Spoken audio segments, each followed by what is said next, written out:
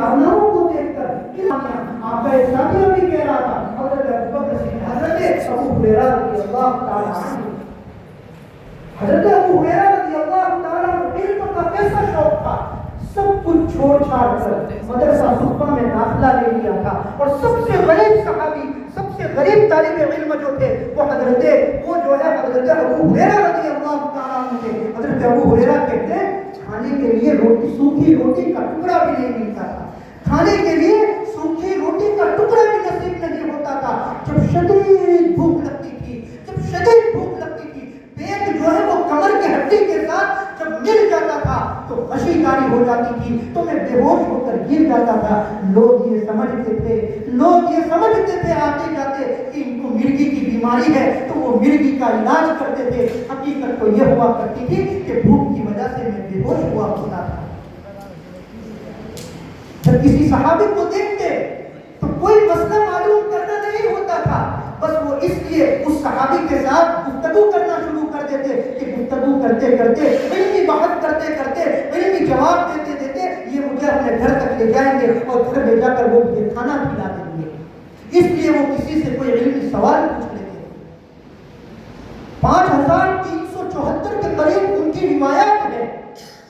حضرات صحابہ میں سب سے زیادہ روایات اگر ہے تو حضرت ابو ہریرہ رضی اللہ تعالیٰ عنہ کی روایت ہے، اور یہ تو 5374 روایات ہے۔ پھر لوگ اشکال کرتے ہیں کہ اتنی ساری روایات کیسے، جبکہ سن ہجری 7 میں تو اسلام لائے ہیں، اور سن ہجری 7 میں اسلام لانے کے بعد 3 سال حضور کی معیت رہی، اور 3 سال میں اتنی ساری روایات، اور حضرت ابو بکر سال ہر سال سے ایمان لائے ہیں، اور گنی چنی 20-25 روایات ہے، اور آپ کی جو ہے 5000 روایات، یہ کیسے ہو سکتا ہے؟ حضرت ابو ہریرہ نے خود اس کا جواب دیا، آپ کے ساتھی نے بھی جواب دیا، یہ تو جب 5000 روایات کے بعد یہ بات ہے، ورنہ حضرت ابو ہریرہ یہ کہتے ہیں میرے پاس حضور کے احادیث کے اور حضور کے علم کے 2 برتن ہیں، میرے پاس 2 برتن ہیں، یہ تو میں نے ایک ہی کھولا ہے، اگر میں دوسرا کھول دوں قطع العلوم تو لوگوں کی گردنیں ماری جانے لگے۔ معلوم ہوا وہ جو دوسرا برتن جو آپ نے کھولا نہیں، وہ حدیثیں جو آپ نے بیان نہیں کی، وہ حدیث فتنوں کے سلسلے کی روایات ہے، وہ فتنوں کے مضامین کی روایات ہے، وہ امت میں پائے جانے والے وہ مخدوش قسم کے حالات کی جو روایات ہے، اس کے بارے میں تو حضرت ابو ہریرہ کہتے ہیں وہ ایک برتن تو میں نے کھولا نہیں۔ اس لیے حضرت صحابہ کے ان واقعات کو پڑھ کر مقصد کیا ہوتا ہے؟ مقصد تو اولین مقصد تو یہ ہے، اس قسم کی لجنات کے ذریعے، اس قسم کی محافل کا انعقاد کر کے اور اس قسم کے مسابقتی پروگرام کے ذریعے سے مقصد یہ ہوتا ہے آپ میں جو خامدہ صلاحیتیں ہیں، آپ میں جو صلاحیتیں پائی جاتی ہیں، وہ صلاحیتیں اجاگر ہو، وہ صلاحیتیں بیدار ہو، اور آپ کے اندر ولولہ پیدا ہو، آپ جو ہے ایک بہترین مقرر بنے، آپ بہترین قاری بنے، آپ بہترین جو ہے بہترین خطیب بنے، بہترین تحریر لکھنے والے اور بہترین کاتب بنے۔ یہی سارا مقصد ہوا کرتا ہے، اس کے علاوہ اور کوئی مقصد نہیں۔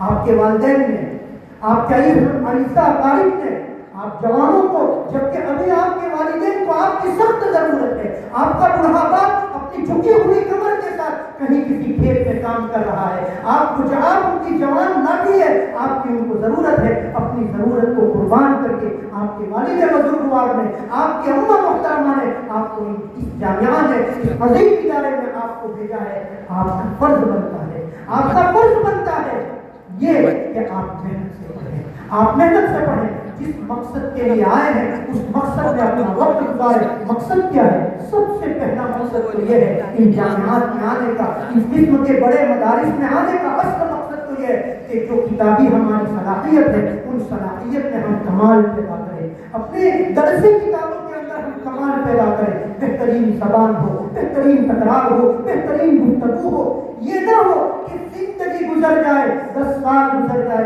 15 سال مدرسے میں گزر جائے اور کچھ بھی حاصل کر کے نہ جائے، خالی دامن یہاں سے نکل جائے، اور 10 سال گزرنے کے بعد پھر احساس ہو کہ زندگی کا قیمتی حصہ ہم گزار کر آئے، زندگی کا قیمتی حصہ ضائع کر کے آئے، اور ہمیں ایک مسئلہ بھی یاد نہیں، ہمیں ایک جو ہے ہمیں نحو کا ایک قاعدہ بھی یاد نہیں، ہم ڈھنگ سے کوئی قاعدہ نہیں بتا سکتے، ہم ڈھنگ سے کوئی مسئلہ نہیں بتا سکتے۔ یہ نہ ہونا چاہیے، ورنہ آئندہ بڑے پچھتانے کا زمانہ آئے گا۔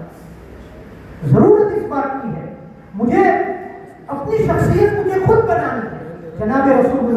صلی اللہ علیہ وسلم نے ایک بہترین تمثیل بیان فرمائی ہے، بہترین مثال دی ہے۔ بخاری شریف کی روایت ہے، حضرت ابو موسیٰ اشعری رضی اللہ تعالیٰ عنہ کی ایک طویل روایت ہے، مثل ما بعثنی اللہ من الہدی، مثل ما بعثنی اللہ من الہدی والعلم، کہ اللہ تعالیٰ نے مجھے جو ہدایت اور علم لے کر بھیجا ہے اس کی مثال ایسی ہے کمثل الغیث الکثیر، اس کی مثال ایسی ہے جیسے کہ تیز بارش۔ مجھے جو علم لے کر بھیجا ہے اس کی مثال ایسی ہے جیسے کہ تیز بارش۔ تیز بارش زمین پر گرتی ہے، زمین پر بارش ہوتی ہے اور وہ زمین جو ہے بہت زرخیز ہوتی ہے، اس سے جو ہے وہ غلہ اگتا ہے، گھاس چارہ نکلتا ہے، پھر اسی زمین میں کچھ گڑھے بنے ہوئے ہوتے ہیں، ان گھروں میں پانی جمع ہو جاتا ہے، اس گھاس چارے سے لوگ فائدہ اٹھاتے ہیں، ان گھروں سے پانی جو ہے وہ پانی پیتے ہیں۔ گویا اس زمین سے اللہ تعالیٰ اپنے بندوں کو، مخلوق کو بہت فائدہ پہنچاتے ہیں، خود بھی پیتے ہیں، اپنے جانوروں کو اور کھیتوں کو بھی سیراب کرتے ہیں اور پھر جو ہے خوب کھیتی حاصل کرتے ہیں۔ اور ایک بارش ایسی زمین پر ہوتی ہے جو بالکل بنجر، بالکل چچل میدان ہوتا ہے، جہاں سے نہ کوئی گھاس تینکا ہوتا ہے، نہ وہاں پانی جمع ہوتا ہے، نہ پانی رکتا ہے، نہ وہاں سے غلہ ہوتا ہے، بس پانی گرا وہاں سے بہہ کر چلا گیا۔ حضور پاک صلی اللہ علیہ وسلم اس حدیث پاک میں دو قسم کے لوگوں کو مثال کے ساتھ حکمت اور بصیرت کی اس فرمود میں مثال بیان کی جاتی ہے کہ دو قسم کے طلبہ ہوتے ہیں۔ بعض طلبہ وہ ہے جو علم دین کے حاصل کرنے کے ان مواقع کا فائدہ اٹھاتے ہیں اور خود بھی فیض حاصل کرتے ہیں اور دوسروں کو بھی فیضیاب کرتے ہیں، اور بعض طلبہ وہ ہوتے ہیں جو ایسے چٹیل میدان کی طرح، چٹیل زمین کی طرح کہ تیز بارش ہوتی ہے لیکن وہاں بارش کا قطرہ، پانی کا قطرہ ٹھہرتا نہیں ہے، بس وہ وہاں سے گر جاتا ہے، نہ وہاں سے گھاس اگتی ہے، نہ وہاں سے کوئی پانی پی سکتا ہے۔ تو بعض طلبہ وہ ہوتے ہیں جن کی کوئی توجہ نہیں ہوتی ہے، ایسے طلبہ جن کی کوئی توجہ نہیں ہے، جو محنت نہیں کرتے ہیں، جن کو اپنے سلسلے میں اپنا مستقبل بنانے کی کوئی فکر نہیں ہے، ایسے طلبہ کو سب سے پہلے جان لگانا چاہیے اور اپنے مستقبل کی آبیاری کے لیے، اس کو روشن بنانے کے لیے انہیں کوشاں ہو جانا چاہیے۔ عزیز دوستو، یاد رکھیے ہمیں اپنی شخصیت بنانی ہے، ہمیں اپنے آپ کو بنانا ہے، ہمیں اپنی سیرت اور اپنی صفت کو بنانا ہے۔ میری شخصیت، میری سیرت یہ میرے اساتذہ نہیں بنا سکتے، یہ عظیم جامعات نہیں بنا سکتے، میری سیرت اور میری شخصیت یہ انجمنیں اور یہ لجنات نہیں بنا سکتی۔ ہاں ٹھیک ہے، ان دانشگاہوں کا ہماری شخصیت کے بنانے میں کچھ رول ادا، کچھ جو ہے اس کا فائدہ ہو جاتا ہے، اساتذہ کی رہبری سے بھی فائدہ ہوتا ہے اور ساتھیوں کی تکرار سے بھی فائدہ ہوتا ہے، لیکن سب سے زیادہ میری شخصیت تبھی بن سکتی ہے جبکہ میرا خود اندر سے بیدار ہو جائے اور میں خود یہ بات مان لوں کہ مجھے اپنے آپ کو بنانا ہے۔ جو طالب علم اپنے آپ کو بنانے کی فکر میں لگ جاتا ہے، وہ جتنا جلدی لگتا ہے اتنا جلدی وہ ترقی کے مدار طے کرنا شروع کر دیتا ہے۔ مجھے میرا مستقبل کتنا تابناک بنانا ہے، مجھے میرے مستقبل کو کتنا روشن کرنا ہے، یہ خواب مجھے دیکھنے ہوں گے، میرے استاد نہیں دیکھیں گے۔ میں آئندہ کتنا روشن، میں آئندہ کتنا بڑا بننا چاہتا ہوں، یہ خواب مجھے دیکھنے ہوں۔ بڑے کارناموں کی ابتدا بڑے خوابوں سے ہوا کرتی ہے، بڑے کارنامے پہلے بڑے خواب دیکھے جاتے ہیں، پھر چل کر بڑے کارنامے وجود میں آتے ہیں۔ مولانا علی میاں صاحب رحمۃ اللہ علیہ نے بہت قیمتی بات بتائی کہ یہ جو تاریخ میں روشن شخصیات تمہیں نظر آتی ہے، ان میں سے تم کسی ایک کا نام لے لو، کسی کا نام اٹھا لو اور ان کی سیرت کا مطالعہ کرو، ان کی سوانح کا مطالعہ کرو اور ان کی زندگی کی تہ تک اترنے کی کوشش کرو، تو تمہیں یہ پتہ چلے گا، تمہارے سامنے یہ بات روز روشن کی طرح آیا ہو جائے گی کہ ان کی شخصیت سازی میں ان کی اپنی محنت کا دخل ہے، ان کی اپنی فکر کا دخل ہے، ان کی اپنی قرآن کا دخل ہے، ان کی اپنے مقصد کے تئیں جو ان کی دھن تھی اس کا دخل ہے۔ ورنہ یہ اساتذہ ہزار چاہے، یہ انتظامیہ ہزار کوشش کرے، بڑے بڑے مکتبے لگا دے، بڑی بڑی لائبریریاں کھڑی کر دے اور جو ہے شروحات اور کتابوں کے ڈھیر لگا دے، لیکن آپ خود اگر نہیں چاہیں گے، آپ خود اگر نہیں چاہیں گے تو کوئی چیز وجود میں نہیں آ سکتی۔ دنیا میں جو بنا ہے، دنیا میں جو ابھرا ہے، دنیا میں جو وجود میں آیا ہے، دنیا میں جس نے اپنا نام پیدا کیا ہے اپنی ذاتی محنت سے کیا ہے، ذاتی محنت نہیں ہوگی تو دنیا میں کچھ وجود میں نہیں آئے گا۔ مولانا علی میاں صاحب رحمۃ اللہ علیہ نے ایک مرتبہ اپنے طلباء کو بلندیاں دکھائی اور بلندیاں دکھائی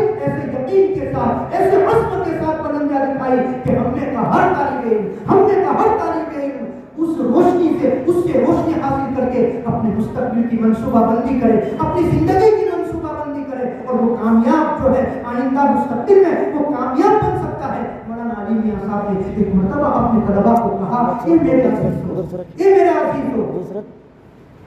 تم خدا نہیں بن سکتے اور تم نبی نہیں بن سکتے، اس کے علاوہ سب کچھ بن سکتے ہو۔ تم خدا نہیں بن سکتے اور تم نبی نہیں بن سکتے، اس کے علاوہ تم سب کچھ بن سکتے ہو۔ تم بن سکتے ہو صرف اتنا نہیں کہ تم تمہاری قوم کا، پھر تم تمہاری بستی کی تقدیر بدلو، بلکہ تم پورے ملک کی اور پوری قوم اور پوری ملت کی تقدیر بدل سکتے ہو۔ تم حجت الاسلام بن سکتے ہو، تم شیخ الاسلام بن سکتے ہو، تم چاہو تو سب کچھ بن سکتے ہو۔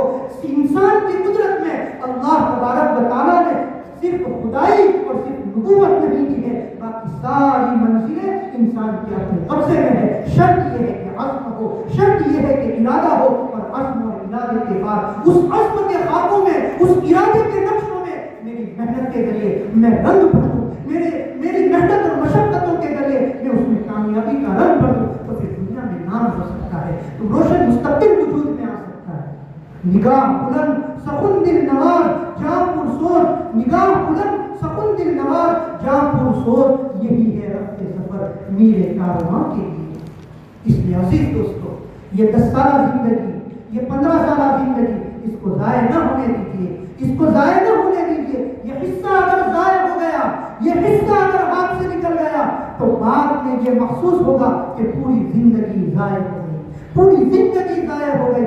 یہی بننے کا زمانہ ہے، یہی سنورنے کا زمانہ ہے، اسی زمانے میں بن سکتے ہیں اور اسی زمانے میں سنور سکتے ہیں۔ ضرورت اس بات کی ہے کہ مجھے اپنا ہدف طے کرنا ہوگا، مجھے کامیاب کیسے بننا ہے، اس کے لیے مجھے میری منزل طے کرنی ہوگی، ہدف طے کرنا ہوگا۔ پھر ہدف 2 قسم کے ہوتے ہیں، اعلیٰ سے اعلیٰ اہداف بھی ہے اور ادنا سے ادنا ہدف بھی ہو سکتا ہے۔ ادنا ہدف یہ ہے کہ ایک طالب علم سچا مسلمان بن جائے، ادنا ہدف یہ ہے ایک طالب علم سچا مسلمان بن جائے اور آخرت کی کامیابی کے لیے مطلوب شعور اس کے اندر پیدا ہو جائے، بس یہ ادنا ہدف ہے۔ کم از کم اتنا تو آنا ہی چاہیے، اگر یہ صلاحیت بھی پیدا نہ ہوئی تو پھر ہم نے سب کچھ ضائع کر دیا۔ اعلیٰ اہداف کیا ہے؟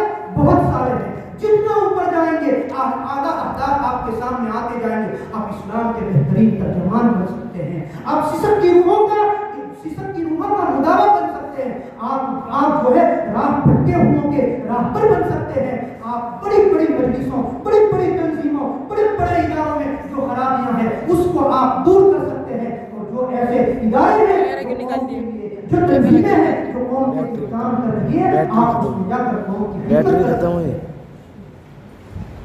اور سب سے بڑھ کر یہ آپ نائبان رسول بن سکتے ہیں، جناب رسول اللہ صلی اللہ علیہ وسلم کے اچھے نائب بن سکتے ہیں۔ اس لیے عزیز دوستو، تو میرے یہ جو تقریر تھی یہ انتشار ذہنی کے ساتھ آپ کے سامنے یہ طلب کشائی کی ہے۔ پہلا حصہ تو میرا یہ تھا کہ جناب رسول اللہ صلی اللہ علیہ وسلم جو محسن انسانیت ہے، معلم اعظم ہے، جن کی توجہات کی برکت سے ابو بکر صدیق بن گئے، عمر فاروق بن گئے، عثمان ذو النورین بن گئے، علی اسد اللہ بن گئے، جو ہے ابو ہریرہ جو ہے وہ محدث اعظم بن گئے، حضرت ابو عبیدہ بن الجراح جو ہے وہ امین هذه الامہ بن گئے، حضرت عبداللہ بن عباس رضی اللہ تعالی عنہ وہ مفسر قرآن بن گئے۔ جب ان توجہات کی بنیاد پر یہ صحابہ جب یہ کارنامے انجام دے سکتے ہیں تو ایسی توجہات آپ کے اساتذہ بھی آپ پر دے رہے ہیں، ایسی ہی دعائیں آپ کو بھی مل رہی ہیں، ایسی ہی دعائیں آپ کے والدین بھی آپ کے لیے کر رہے ہیں۔ آج کی اس مجلس میں یہ طے کر لیجئے کہ جس نے جس صحابی کا کارنامہ پیش کیا ہے اس میں جو بات اس کو اچھی لگی ہو وہ بات اپنے اندر اتارنے کی وہ کوشش کریں انشاءاللہ۔ اور یہ کتابی صلاحیت ہے، یہ تو ہمارا مقصد ہے۔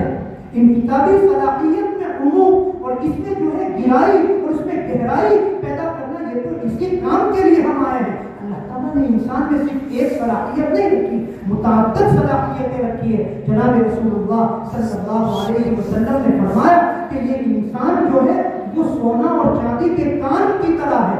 سونا چاندی کی کان سے زمین سے کہیں سے سونا نکلتا ہے، کہیں سے چاندی نکلتی ہے، کہیں سے کیا نکلتا ہے۔ انسان جو ہے صلاحیتوں کا مجموعہ ہے۔ کتابی صلاحیت کے ساتھ مجھے اپنے اندر اور کون سی صلاحیت ہے اس کو جانچنا ہوگا، اس کو تلاش کرنا ہوگا،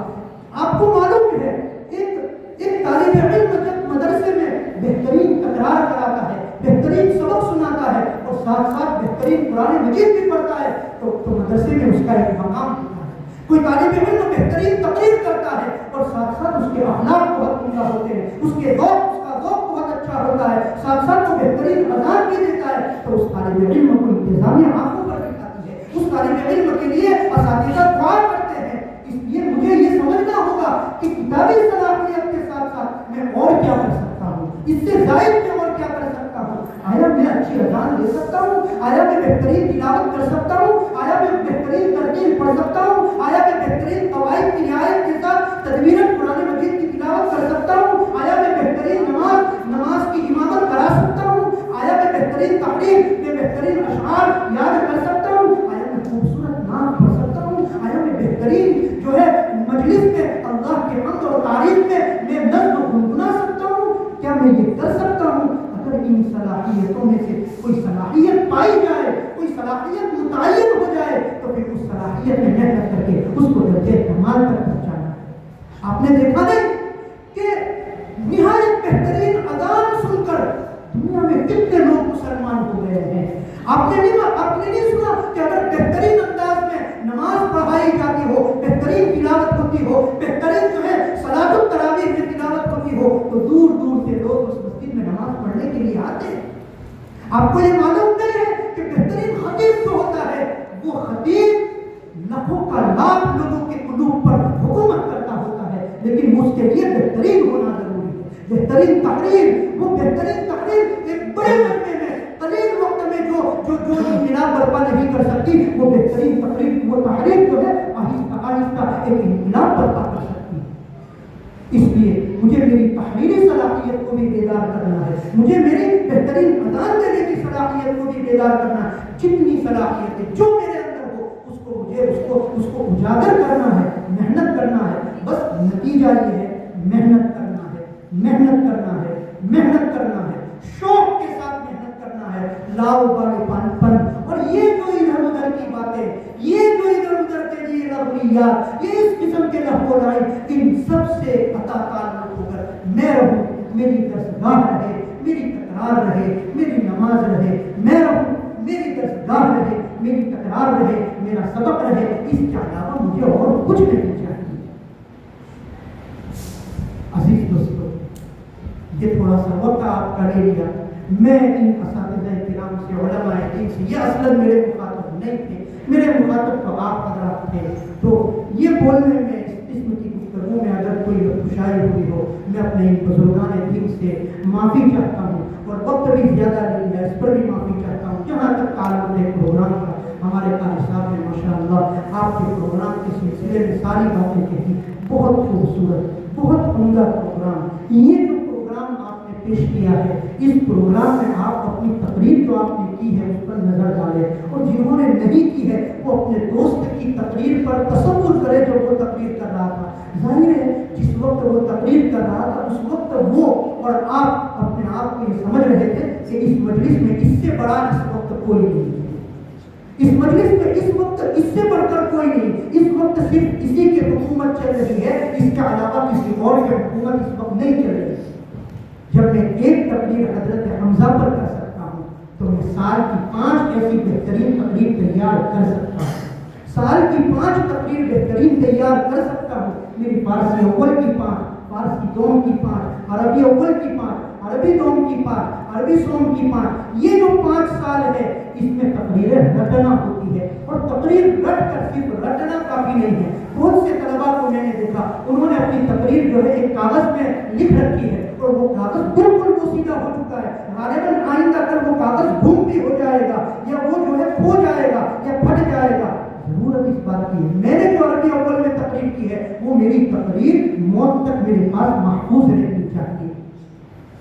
یہ 5 سال میں جو تقریر ہماری یاد کی ہوئی ہوتی ہے, آئندہ جب عالم اور فارغ کرنے کے بعد, امت میں نکلنے کے بعد جب اچانک تقریر کرنے کا موقع آتا ہے تو یہی تقریریں اس وقت کام آتی ہے. یہی محفوظات جو ہوا کرتے ہیں, یہی قصے جو ہوا کرتے ہیں, یہی روایات جو ہوتی ہے وہی وہاں نکلتی ہے. اگر ہم نے یاد نہیں کی, اگر ہمارے پاس تقریر کا ذخیرہ نہیں ہے, خطبے کا ذخیرہ نہیں ہے, تو جمعے کے دن جلدی نماز پڑھنے کے لیے نہیں جائیں گے, پھر جمعے کے دن ممبر کے سامنے نہیں بیٹھیں گے, پھر عصر کی نماز کے بعد فوراً سلام پھیر کے باہر نکل نکل جائیں گے کہ کہیں کوئی فضائل اعمال کی تعلیم کھانا کہتے ہیں. اس لیے اپنی اردو خوانی کو درست کرنا ہے، اپنے لیے کچھ تقریریں محفوظ رکھنی ہے، بہترین جو ہے کچھ رکوعات یاد کر کے رکھنا ہے کہ اچانک ایمرجنسی آ جائے تو اس ایمرجنسی میں وہ کام لگے. ورنہ آج دیکھا یہ جاتا ہے کہ مدرسے سے فارغ ہونے والا طالب علم جو اپنے آپ کو عالم دین کہتا ہے وہ منبر کے پاس نماز نہیں پڑھتا. کیوں؟ اس لیے کہ کہیں کوئی یہ نہ کہہ دے کہ مولانا ذرا نماز پڑھاؤ. حالت یہاں تک آ چکی ہے کہ فضائل اعمال کی تعلیم بھی کہتے 3 مرتبہ نہ دیکھ لے تو برجستہ وہ فضائل اعمال کی تعلیم بھی نہیں کر سکتا. آج اس سے بھی قطار ہے. کبھی کسی نے اچانک نماز پڑھانے کا یا خطبہ دینے کا کہہ دیا تو تھوڑا سا گلے میں خراش ہے، آج تھوڑا بخار کا اثر ہے، آج طبیعت ٹھیک نہیں ہے. حقیقت کچھ نہیں ہوتی، طبیعت بھی ٹھیک ہوتی ہے، گلا بھی بالکل صحیح ہے، حلق بھی بالکل درست ہے، کوئی خراش نہیں ہے. بات یہ ہے کہ وہ مدرسے کے 10 سال جو گزارے ہیں وہ جو ہے بے پرواہی کے ساتھ گزارے ہیں، وہ اس وقت شرمندگی کا سبب بن جاتے ہیں. اللہ تبارک و تعالیٰ آپ کے اس پروگرام کو بے انتہا قبول فرمائے. اگر آپ مجھے تانا نہ دیں، اگر آپ مجھے یہ نہ کہیں کہ یہ منہ میاں مٹھو بن رہا ہے تو مجھے یہ کہنے دیجیے ایک تقریر ایسی خوبصورت ہوئی تھی، ایسی خوبصورت تقریر تھی.